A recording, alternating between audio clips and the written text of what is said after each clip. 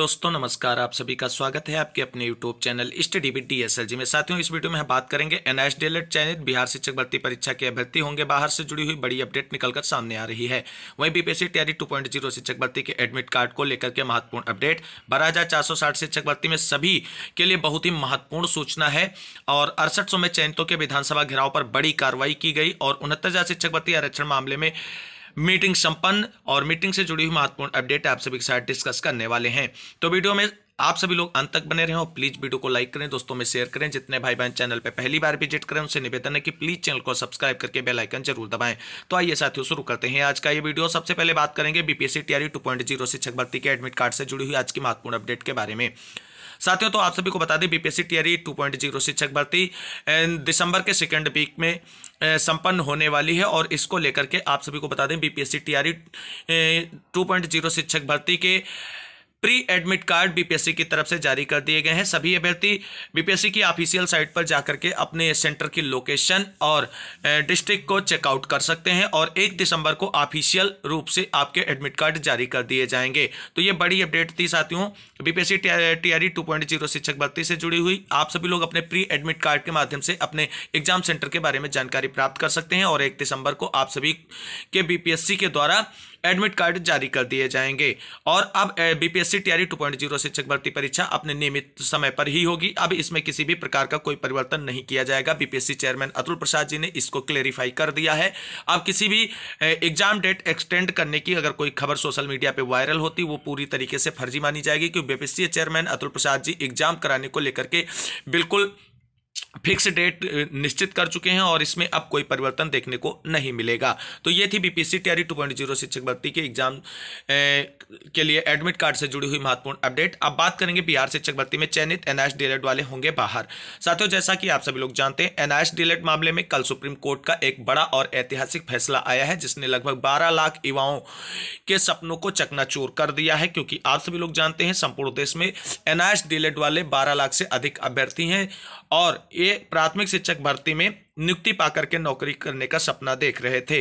कुछ ऐसे साथी भी थे जो BPSC तैयारी 1.0 शिक्षक भर्ती में सम्मिलित होकर के परीक्षा उत्तीर्ण करते हुए अध्यापक की नियुक्ति प्रक्रिया का हिस्सा बनते हुए अध्यापक भी बन चुके हैं, उन्हें नियुक्ति पत्र मिल चुका है। लेकिन अब क्या होंगे NIST DLED वाले छात्र जो BPSC तैयारी 1.0 शिक्षक भर्ती में चयनित हो गए, क्या उन्हें बाहर किया जाएगा? इससे जुड़ी हुई बड़ी अपडेट निकलकर सामने आ रही है। हालांकि आप सभी को बता दें सुप्रीम कोर्ट की तरफ से जो ऑर्डर NIST DLED मामले में कल रिलीज किया गया है उसमें चयनित शिक्षकों को बाहर करने को लेकर के कोई भी स्पष्ट उल्लेख नहीं किया गया है। यानी सुप्रीम कोर्ट ने ऐसा कोई दिशा निर्देश नहीं जारी किया है कि चयनित जो NIST DLED अभ्यर्थी हैं उनकी नौकरी जाएगी। लेकिन बिहार शिक्षक भर्ती मामले में इसको लेकर के कुछ पॉइंट जो हैं वो क्लियर करके सामने आ रहे हैं, जहां से ये चीजें लगभग क्लेरिफाई कर रही हैं कि NIST DLED चयनित अभ्यर्थियों को बिहार शिक्षक भर्ती परीक्षा से बाहर किया जा सकता है। लेकिन आप सभी को बता दें क्या ऐसा होगा, इससे जुड़ी हुई बड़ी अपडेट देख लेते हैं। क्योंकि बिहार से जुड़े हुए लगभग सभी न्यूज देने वाले चैनलों के माध्यम से ये जानकारी लगातार दिखाई जा रही है कि BPSC तैयारी 1.0 शिक्षक भर्ती में चयनित BEd अभ्यर्थी होंगे बाहर। तो इसको लेकर के सारी चीजें क्लियर कर दी गई हैं। पटना हाई कोर्ट ने जो आदेश दिया था उसे तो सुप्रीम कोर्ट के आदेश ने रिक्वेस्ट कर दिया है। अब पटना हाई कोर्ट के एक बड़े वकील के माध्यम से इस ऑर्डर को अगर समराइज करते हुए देखें तो सारी चीजें क्लियर हो जाएंगी कि NIST DLED वाले अभ्यर्थी जो BPSC तैयारी 1.0 शिक्षक भर्ती में चयनित हैं वो बाहर होंगे कि नहीं होंगे। तो देख लेते हैं इससे जुड़ी हुई बड़ी अपडेट। तो साथियों, आप देख लेते हैं BPSC तैयारी 1.0 शिक्षक भर्ती में चयनित NIST DLED अभ्यर्थी किन पॉइंट्स के आधार पर किए जा सकते हैं बाहर, क्या है इस पर विधिक राय और कानूनी विशेषज्ञों की। तो आप सभी लोग यहां पर देख सकते हैं कि प्राप्त सूचना एवं पटना उच्च न्यायालय के सीनियर वकील के अनुसार 6th फेज के NIS बिल्कुल सेफ है, लेकिन BPSC तैयारी 1 पॉइंट पर NIS से चयनित 1 से कक्षा 5 के शिक्षक पर खतरा बनते दिख रहा है। क्योंकि उनका सर्विस टर्म 90 दिन का पूरा नहीं हुआ है और ना ही सर्विस बुक अभी उनकी बनी हुई है। इसलिए NIS चयनितों को एकजुटता से काम करना होगा। संघर्षशील शिक्षक संघ बिहार की तरफ से ये अपडेट शेयर की गई है। यानी कुल मिलाकर के आपको बता दें जो 6th फेज की शिक्षक भर्ती बिहार में हुई थी उसमें जो NIST DLED अभ्यर्थी सम्मिलित हुए थे उनकी नौकरी तो पूरे तरीके से सेफ है। लेकिन जो BPSC तैयारी 1.0 शिक्षक भर्ती अभी हाल ही में पूरी की गई है उसमें नियुक्ति पत्र वितरण किए गए हैं, उसमें चयनित NIST DLED वाले अभ्यर्थियों पर खतरा मंडरा रहा है। क्योंकि आप सभी को बता दें नौकरी के लिए जो सबसे इंपॉर्टेंट है वो है सर्विस टर्म का 90 दिन पूरा होना और सर्विस बुक का बना होना। और ये दोनों कार्रवाइयां अभी बीपीएससी टीआरई 1.0 शिक्षक भर्ती में पूरी नहीं की गई। तो इन बिहाफ पर अगर देखें तो एनआईएस डीएलएड अभ्यर्थी जो बीपीएससी टीआरई 1.0 शिक्षक भर्ती में नियुक्ति पाकर के नौकरी करने जा रहे हैं, उनके नौकरी पर खतरा मंडराने लगा है। लेकिन अब सारी चीजें देखना ये होगा, क्या एनआईएस डीएलएड मामले में रिव्यू पिटीशन एनआईएस डीएलएड अभ्यर्थियों की तरफ से सुप्रीम कोर्ट में दाखिल की जाएगी। क्या ये फैसला रिव्यू पिटीशन में सुप्रीम कोर्ट चेंज करेगा या एनसीटी की कोई नई गाइडलाइंस आएगी, इन सभी अभ्यर्थियों के हितों को ध्यान में रखते हुए। हालांकि एनसीटी की तरफ से ऐसी कोई उम्मीद करना बिल्कुल बेमानी जैसा ही होगा, क्योंकि आप सभी को बता दें ये 12 से 14 लाख के बीच अभ्यर्थियों का मैटर है। वहीं आपने देखा था बीएड जो था उसमें 3 करोड़ के समथिंग संपूर्ण देश के युवाओं पर कोई फैसला एनसीटी ने फाइनली नहीं लिया, ना तो कोई नया एनसीटी गजट लेकर के आए। तो इस मामले को लेकर के भी एनसीटी की तरफ से कोई नया गजट या नोटिफिकेशन नहीं जारी किया जाएगा इनकी वैलिडेशन को एक्सटेंड या वैलिड करने के लिए। तो कुल मिलाकर के सुप्रीम कोर्ट का जो आदेश आया है उसके अनुपालन में बिहार शिक्षक भर्ती में चयनित एनआईएस डीएलएड अभ्यर्थियों पर तलवार लटकती नजर आ रही है। आगे क्या होगा इस घटनाक्रम में सभी कुछ विस्तार से जानेंगे समय समय पर आने पर। तो देखते हैं क्या होता है आने वाले समय में एनआईएस डीएलएड चयनित अभ्यर्थियों के साथ। जो भी अपडेट होगी आप सभी को चैनल के माध्यम से शेयर की जाएगी। अब बात कर लेते हैं 12,460 शिक्षक भर्ती से जुड़ी हुई महत्वपूर्ण अपडेट के बारे में। दोस्तों 12,460 शिक्षक भर्ती से जुड़ी हुई महत्वपूर्ण सूचना आप सभी लोगों के लिए निकलकर सामने आ रही। खासकर यह सूचना उन जनपद वाले अभ्यर्थियों के लिए बहुत ही महत्वपूर्ण है जिनके जनपद में एक भी सीट रिक्त नहीं है, क्योंकि आप सभी को बता दें सबसे ज़्यादा इस भर्ती को फंसाने वाले अभ्यर्थियों की तरफ से उन्हें ही गुमराह किया जा रहा है कि जिन जिलों में सीटें नहीं हैं। तो ऐसे सभी साथियों के लिए बहुत ही महत्वपूर्ण सूचना टीम की तरफ से शेयर की गई। आप सभी लोग थोड़ा सावधान रहें, सतर्क रहें, क्योंकि भर्ती प्रक्रिया गतिमान अवस्था में है और जल्द ही जियो जारी होने वाला है। बेसिक शिक्षा विभाग उत्तर प्रदेश की तरफ से सारी चीज़ें ऑथेंटिक रूप से मोहित भाई और उनकी टीम के पास है और पूरी फिक्स डेट भी सारी चीज़ें क्लियर है शासनादेश को लेकर के। लेकिन भर्ती फंसे ना, इससे बचाने के लिए प्राइवेसी के रूप में मोहित भाई और उनकी टीम की तरफ से कोई भी सीक्रेट बात आप सभी के साथ सोशल मीडिया के माध्यम से शेयर नहीं की जा रही है। तो पहले देख लेते हैं क्या है सभी साथियों के लिए बहुत ही महत्वपूर्ण सूचना। तो साथियों आप सभी लोग यहाँ पर देख सकते हैं 12,460 शिक्षक भर्ती की एक बहुत ज़रूरी सूचना है। साथियों मुझे लगातार 12,460 के साथियों के फ़ोन आ रहे हैं। उनको संजय पाल नाम का एक व्यक्ति फ़ोन करके बोल रहा है कि आप याची बन जाएं। स्पेशल उन जिलों वालों को फ़ोन कर रहा है जहाँ सीट नहीं बची है। उनमें भी हाई मेरिट वालों को ज़्यादा फ़ोन कर रहा है और उनको फ्री में याची बनाने के लिए बोल रहा है। साथियों सबसे पहले तो इससे पूछे तूने जो हाई कोर्ट के नाम पर पिछली बार याची बनाए थे वो पैसा कहाँ गया, और इस चंदा चोर का एक जूनियर वकील तक कोर्ट में सुनवाई के दौरान कभी भी मौजूद ना रहा। साथियों मैं आप सबको एक हकीकत से रूबरू करवाने के लिए पोस्ट कर रहा हूँ। जो भी साथी सुप्रीम कोर्ट जा रहे हैं उनसे ये भी पूछे कि एक स्पेशल अपील को निपटाने में तुमने 6 साल लगा दिए, तुम आगे क्या करोगे, क्योंकि हाई कोर्ट में तो डेट भी 1 हफ्ते बाद ही मिल जाती थी, सुप्रीम कोर्ट में तो डेट भी 2 से 3 महीने की मिलती है। उसको कब खत्म करवाओगे, 10 साल में या 15 साल में, वो भी बार बार चंदा लूटकर बार बार। साथियों पहले तो मैं सबको अवगत कराना चाहता हूं कि पदों के सापेक्ष कैंडिडेट नहीं बचे हैं, सबका चयन सुनिश्चित है, यानी सबकी नियुक्ति प्रक्रिया तय है। स्पेशल चेक करें इन जिलों की जो सीट आपको सुप्रीम कोर्ट ले जाने की बात कर रहे हैं, भदोही, रामपुर, बलिया। साथियों इन जिलों में इतनी सीट पर्याप्त हैं कि यहां से सभी साथियों को नौकरी मिल जाएगी। आप सभी को बता दें इन सभी के फ़ोन आपको आ रहे हैं क्या याची बनाने के लिए और इस भर्ती प्रक्रिया को फंसाने को लेकर के। आप सभी को बता दें इन लोगों का खुद इस भर्ती में नहीं होने वाला है, इसलिए ये चाहते हैं कि ये भर्ती प्रक्रिया फंस जाए और जो अभ्यर्थी इसमें 0 जनपद और 51 जनपद के नौकरी पाने जा रहे हैं उनको भी नौकरी ना मिले। तो इनका बड़े आराम से हो रहा है। नहीं विश्वास तो इनकी मेरिट और इनके जिले के कैंडिडेट की संख्या पता कर लें, जिससे कि आप सबका बड़ा वहम दूर हो जाएगा। जब इन लोगों का ही हो जाएगा तो आपका केस कौन लड़ेगा, इतने समझदार तो आप ही हैं। दूसरी बात मैंने आप सभी को बताया था कि जो भी आपको सुप्रीम कोर्ट में याची बनने या याचिका ले जाने की बात के लिए गुमराह करे तो उससे वही प्रश्न आपको पूछना है, क्या हम सुप्रीम कोर्ट जाएंगे तो जिन जिलों में सीटें नहीं है क्या वहाँ पर सुप्रीम कोर्ट सीटें ऐड कर देगा? क्या जिस तरीके से डीबी का आदेश आया है 0 जनपद और 51 जनपद के अभ्यर्थियों को कॉमन मेरिट के आधार पर अंतिम रिक्त पद तक नियुक्ति प्रक्रिया पूरी करने को लेकर के, तो क्या उनकी सापेक्षता में हम लोग अब संख्या में ज़्यादा हैं पदों के या कम हैं, तो ये सारी चीज़ें जैसे आप क्वेश्चनिंग करेंगे तो ये सारे आपसे कांटेक्ट करना समाप्त कर देंगे और आपकी भर्ती जो गतिमान अवस्था में है, जल्द ही इसके जियो को लेकर के शासनादेश आप सभी के सामने होगा। तो आप सभी के लिए नौकरी निश्चित ही पक्की है इस भर्ती में, तो किसी के बहकावे में नहीं आना है। जो याची बनाने की बात बोल रहे हैं उनके पिछवाड़े पर लात मारकर भगाइए, क्योंकि आपकी नौकरी अब आपसे एक ही कदम दूर है। मेरा सीधा कहने का मतलब है कि संजय पाल नाम का चंदा चोर अगर तुमको फोन करता है कि 69,000 में याची लाभ मिला है, तो ऐसा नहीं हुआ। मैं उसमें केवल 15 लोग याची बने हैं, बाकी 2249 लोग भी थे जो कहीं भी याची नहीं बने हैं। उनको भी अगर मेरिट के हिसाब से आता है तो उनको नौकरी दी जाएगी, ना कि केवल याचियों को। दोस्तों, याची शब्द केवल लूट मचाने के लिए पैदा हुआ है, जो 72,825 शिक्षक भर्ती से शुरू हुआ था। लेकिन कोई भी जानकार हो तो उसका आर्डर जरूर पढ़े, उसमें साफ साफ लिखा है कि भविष्य में ऐसा कोई लाभ कभी नहीं दिया जाएगा। नोट अगर बात हम करें तो साथियों, मैं आज तक किसी का विरोध नहीं किया है, जो सही था, लेकिन जो गलत था उसका खुलकर विरोध किया। भाई, इस भर्ती में सबका हो रहा है और हमारी कल अधिकारियों की वार्ता से ये साफ हो गया है कि सरकार जो कुछ भी लाएगी सबके हित में लाएगी, जिससे सबका चयन सुनिश्चित है। सूर्य प्रकाश भाई की तरफ से ये अपडेट आप सभी के लिए शेयर की गई थी। तो कुल मिलाकर के भर्ती फंसाने वालों से बचें, भर्ती पूरी कराने वालों पर विश्वास बनाए रखें, जिस तरीके से कोर्ट सुनवाई के दौरान आप सभी ने विश्वास और भरोसा कायम रखा है।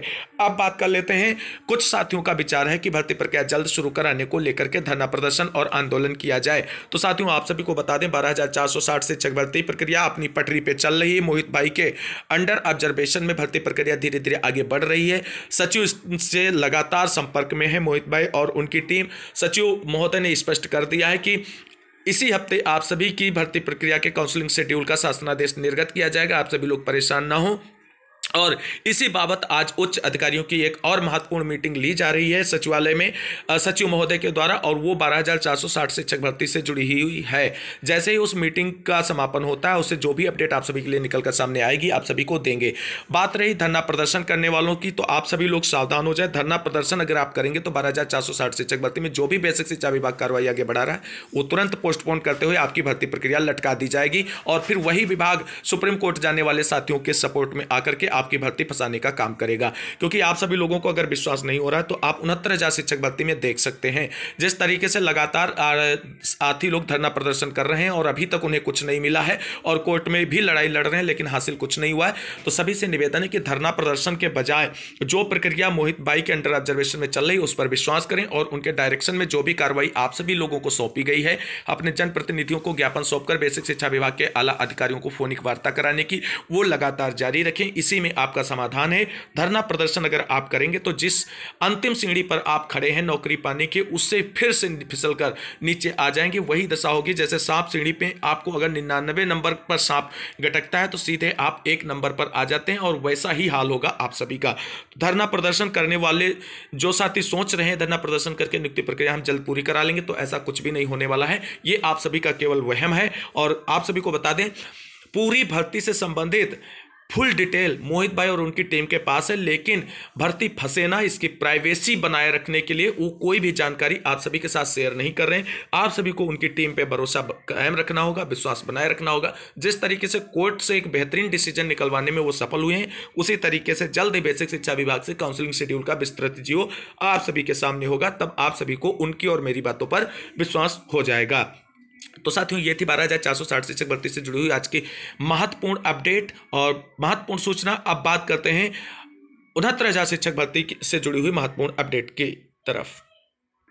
तो साथियों, जैसा कि आप सभी लोग जानते हैं, 69,000 शिक्षक भर्ती में 6800 चयन सूची वाले अभ्यर्थियों की तरफ से लगातार धरना प्रदर्शन आंदोलन जारी है, और पूर्व प्रायोजित लक्ष्य के तहत आज 6800 में चयनित अभ्यर्थियों की तरफ से विधानसभा घेराव किया गया और काफ़ी संख्या में अभ्यर्थी पहुंचे। हालांकि आपको बता दें 100% प्रेजेंटी आज भी नहीं हो पाई है, और जिस तरीके से संख्या बल होना चाहिए था उस तरीके का संख्या बल नहीं पहुंच पाया विधानसभा घेराव के दौरान। हालांकि ये बड़ी कार्रवाई को अंजाम दिया गया है 6800 चयनित अभ्यर्थियों की तरफ से, लेकिन विधानसभा घेराव करने जाते समय अभ्यर्थियों पर बड़ी प्रशासनिक कार्रवाई की गई, जिसमें अभ्यर्थियों को काफ़ी चोटें लगी। आप सभी लोग यहाँ पर देख सकते हैं, ये 6800 चयनित भाई बहन ही हैं जो अस्पताल में एडमिट हो गए हैं। पुलिस की लाठियाँ खाने के बाद इनको गंभीर चोटें आई हैं।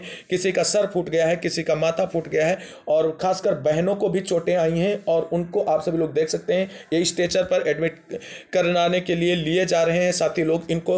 और यहाँ पर देख सकते हैं जिस तरीके से मिसबिहेव किया गया है भाई और बहनों के साथ, धरना प्रदर्शन कर रहे अभ्यर्थियों के साथ, वो पूरी तरीके से निंदनीय है। और इस पर हम योगी सरकार से रिक्वेस्ट है कि जरूर सख्त कार्रवाई करें ऐसे पुलिस बलों के साथ जो इन साथियों के साथ इस तरीके का मिसबिहेव किया है और जो इनको लाठी से पीटकर अस्पताल पहुंचा दिया गया है। आप सभी लोग देख सकते हैं, ये 69,000 शिक्षक भर्ती में 6800 चयनित साथी हैं।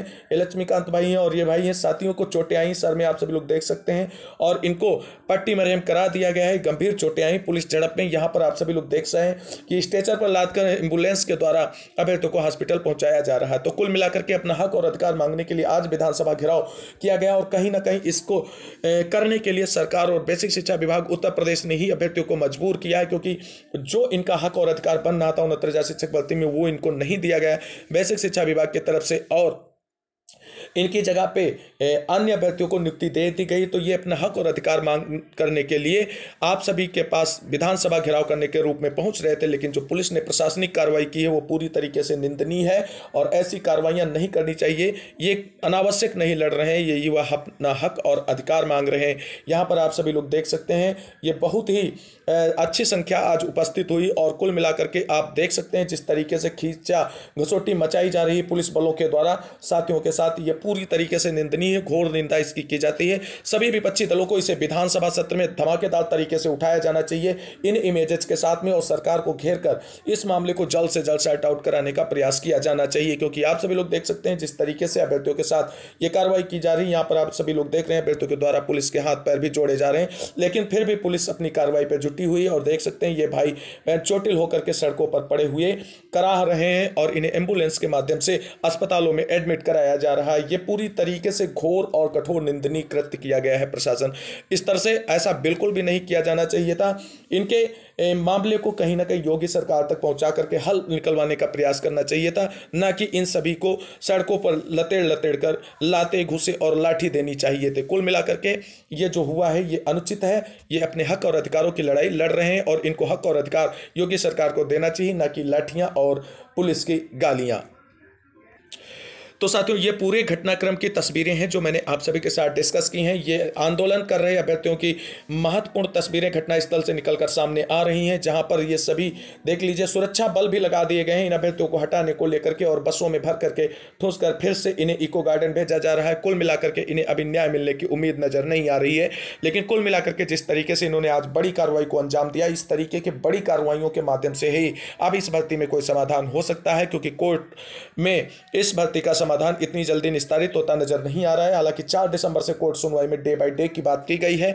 डे बाय डे सुनवाई अगर होती है और सरकार की तरफ से बेहतर तरीके से इस पक्ष की पैरवी की जाती है तो यह मामला दिसंबर में निस्तारित हो सकता है, लेकिन अदरवाइज अभी यह मामला और लंबा लटकना नजर आ रहा है। अब बात कर लेते हैं 69,000 शिक्षक भर्ती में आरक्षण पीड़ित अभ्यर्थियों की तरफ से क्या बड़ी मीटिंग करके फैसला लिया गया है। तो आप सभी लोग यहां पर देख सकते हैं, पिछड़ा दलित संयुक्त मोर्चा की बैठक संपन्न। 69,000 सहायक शिक्षक भर्ती में 19,000 सीटों पर हुए आरक्षण घोटाले को लेकर मंगलवार को आरक्षण पीड़ित अभ्यर्थियों ने लखनऊ हाईकोर्ट परिसर में आगामी 4 दिसंबर से लगातार होने वाली सुनवाई को लेकर बैठक की, जिसमें निर्णय लिया गया कि लखनऊ हाईकोर्ट डबल बेंच में आरक्षण पीड़ित याची अभ्यर्थी को न्याय मिले, इसके लिए कोर्ट में मजबूती से लड़ा जाएगा। बैठक में बोलते हुए पिछड़ा दलित संयुक्त मोर्चा के प्रदेश अध्यक्ष सुशील कश्यप ने कहा कि लखनऊ हाईकोर्ट डबल बेंच में सरकार की कोई स्पेशल अपील नहीं तथा हमारा संगठन स्पेशल अपील 172/2023 महेंद्रपाल बनाम उत्तर प्रदेश सरकार केस के तहत इस शिक्षक भर्ती में 19,000 सीटों पर हुए आरक्षण घोटाले को लेकर अभ्यर्थियों को न्याय दिलाने के लिए लड़ रहा है। सरकार लखनऊ हाईकोर्ट डबल बेंच में 4 दिसंबर से लगातार होने वाली सुनवाई के तहत हमारी स्पेशल अपील 172/2023 महेंद्रपाल बनाम उत्तर प्रदेश सरकार केस के तहत से समझौता करके इस आरक्षण घोटाले के मुद्दे का हाईकोर्ट लखनऊ डबल बेंच से निस्तारण करना चाहती है, तो हम इसके लिए तैयार हैं और हमारी सरकार से मांग है कि जितने भी आरक्षण पीड़ित अभ्यर्थी हमारी स्पेशल अपील के तहत याची बनकर न्याय पाने के लिए लड़ रहे हैं, उन सभी अभ्यर्थियों को याची लाभ देकर इस मामले का निस्तारण किया जाए। तो कुल मिलाकर के 69,000 शिक्षक भर्ती का मामला सॉर्ट आउट होता नजर नहीं आ रहा है, बल्कि और उलझता नजर आ रहा है। अब सारी चीजें आपको बता दें, 6800 चयनितों के धरना प्रदर्शन की सफलता और कोर्ट की डे बाई डे सुनवाई से निष्कासित होने वाले आदेश पर ही निर्भर करेगी 69,000 शिक्षक भर्ती का भविष्य। उम्मीद करते हैं आने वाले समय में आरक्षण पीड़ित अभ्यर्थियों के हक और अधिकारों को ध्यान में रखते हुए उत्तर प्रदेश सरकार की तरफ से बड़ा फैसला लेते हुए इस भर्ती से संबंधित सभी मुद्दों को जल्द से जल्द सॉर्ट आउट किया जाएगा और लोकसभा चुनाव से पहले इस भर्ती में बड़ी कार्रवाई देखने को मिल सकती है उत्तर प्रदेश सरकार की तरफ से। तो साथियों, ये थी आज की महत्वपूर्ण अपडेट, जिसके अंतर्गत हमने एनएच चयनित अभ्यर्थियों से जुड़ी हुई महत्वपूर्ण अपडेट, 12,460 शिक्षक भर्ती और 6800 के चयनितों से धरना प्रदर्शन से जुड़ी महत्वपूर्ण अपडेट के साथ कोर्ट सुनवाई से जुड़ी महत्वपूर्ण बातों को डिस्कस किया, जो आप सभी के लिए बहुत ही महत्वपूर्ण थी। उम्मीद करते हैं वीडियो अच्छा लगा होगा। अगर वीडियो अच्छा लगा तो लाइक करें, दोस्तों में शेयर करें और आगे की लेटेस्ट अपडेट को पाने के लिए चैनल को सब्सक्राइब करके बेल आइकन दबा लें। मिलते हैं अगली वीडियो में लेटेस्ट अपडेट के साथ, तब तक के लिए सभी साथियों को जय हिंद, जय भारत, वंदे मातरम।